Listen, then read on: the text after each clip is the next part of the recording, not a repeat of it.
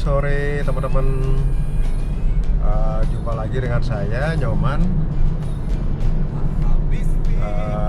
Jadi hari ini hari Senin ya, tanggal 20 September 2021. Saya jadi ingat aja, jadi memori saya di tahun 97. Jadi saya pernah melakukan perjalanan dari Yogyakarta menuju ke dari Jogja menuju ke Jakarta.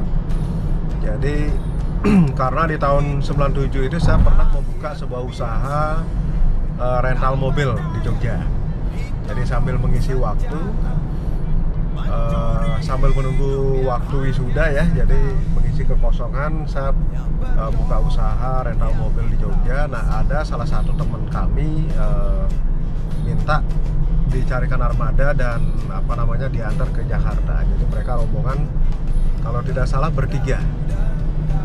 Akhirnya mobil udah kami sediakan, cuman akhirnya nyari driver itu kebetulan teman saya bisa, tapi karena dia sendiri tidak mau, maksudnya harus ditemani, akhirnya saya lah yang mengalah nemenin dia gitu loh.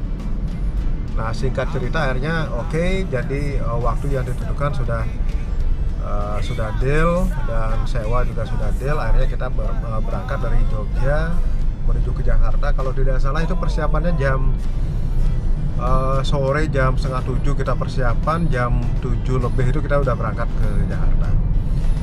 Nah, pada saat itu karena belum ada Google Map, saya menggunakan peta. Jadi dari Jogja menuju ke Jakarta itu saya melalui jalur selatan.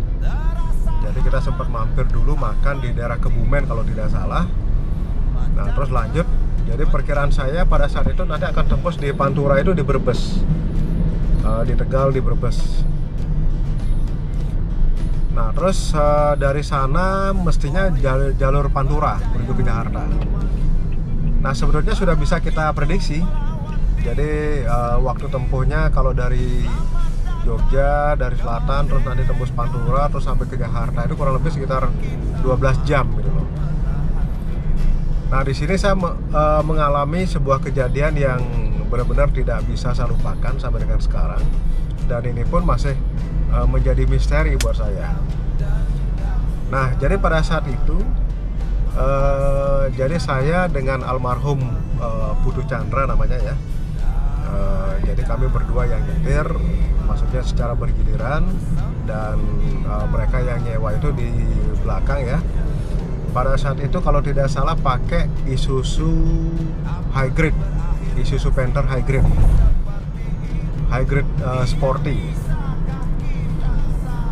Jadi pengalaman yang aneh atau misteri ini menurut saya ini gini. Nah, saya lanjutkan sedikit ya. Tadi sedikit ada trouble, jadi ada repair file. Nah, jadi hal aneh yang saya alami itu adalah saya melewati sebuah jalur, jadi melewati hutan yang sangat sepi sekali. Nah, terus pada saat itu saya melihat jam di tangan saya itu mati gitu. Tapi pada saat itu saya belum ngeh. Nah, cuman perasaan saya aja kok ini hutan sangat sepi ya, jadi tidak ada mobil yang diajak berbarengan dan papasan pun juga nggak ada gitu. Nah, singkat cerita akhirnya kami sampai di Brebes Cirebon itu kalau tidak salah pagi. Nah, kebetulan jadi pada saat nyampe di Cirebon atau Brebes itu ada perbaikan jalan sehingga macet sekali, jadi padat sekali. Nah, akhirnya kami ngelihat peta, terus akhirnya kita berbelok arah, kami menuju ke Bandung pada saat itu. Nah, kami menuju ke Bandung dan Bandung, Bogor, nah ke Jakarta gitu. Nah, itu di pagi hari tuh, jadi kurang lebih sekitar jam setengah tujuh pagi. Nah, kami melanjutkan perjalanan lagi, lah terus sampai di Bogor, di Bogor itu sore hari. Nah, terus sampai ke mana? Jakarta itu akhirnya kami sampai di sana tuh jam 11 malam apa ya? Jadi jam 11 malam apa jam setengah 12 malam. Nah, saya di sana aduh ini perjalanan lama banget ya, jadi sekitar 30 jam.